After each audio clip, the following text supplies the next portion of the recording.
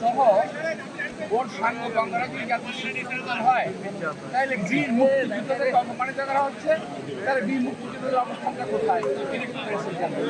এই ভাই চুপ করেন না রে ভাই। এটা তো অবশ্যই এই দলটি 1947 সাল থেকে অদ্যাবধি 47 সাল 71 সাল এবং এখন পর্যন্ত দেশের শান্তি কখনো কামনা করে নাই এবং করে না।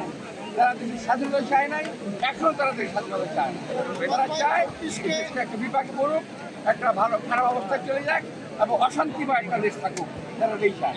71-এর মুখোমুখি বা 24-71 মুখোমুখি করা হচ্ছে এবং পরিকল্পিতভাবে এটা 71 এবং 24 যার যার অবস্থানে সমহিমায় তারা বিরাজিত, যার যার অবস্থানে। 71-এর সঙ্গে 24-এর কোনো তুলনা করে না, হওয়ার কোনো সম্ভাবনা নেই। বিজয় দিবস এবং নির্বাচনের প্রাক্কালে এই ধরনের বিজয় দিবস আমরা কখনো আগে পাইনি। আজকের এই বিজয় দিবসে বাংলাদেশের সবাইকে শুভেচ্ছা এবং ধন্যবাদ জানাচ্ছি দলের পক্ষ থেকে।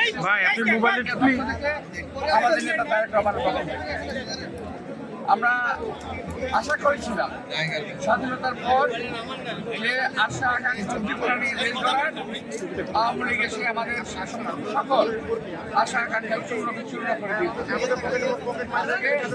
সামনের যে দিনগুলো আসছে এই নির্বাচনে আমরা সরকার যথাযথভাবে জনগণের যারা আশা আকাঙ্ক্ষা আপনারা সবাই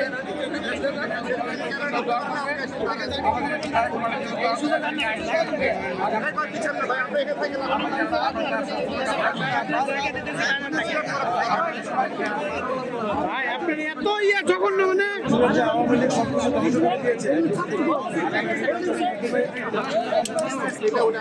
নির্বাচন হবে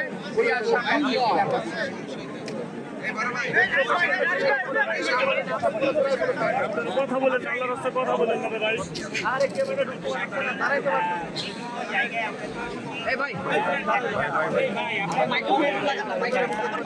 ভাই আপনি এগুলো ই করেন না প্লিজ, আপনি একটু সহযোগিতা করেন।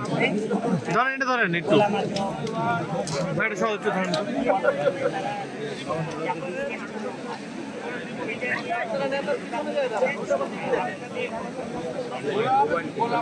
সহ ওর সাঙ্গ গঙ্গারা যদি জাতীয় স্মৃতিসৌধ হয় তাহলে বীর মুক্তিযুদ্ধদের অপমানিত করা হচ্ছে, তাহলে বীর মুক্তিযুদ্ধের অবস্থানটা কোথায়?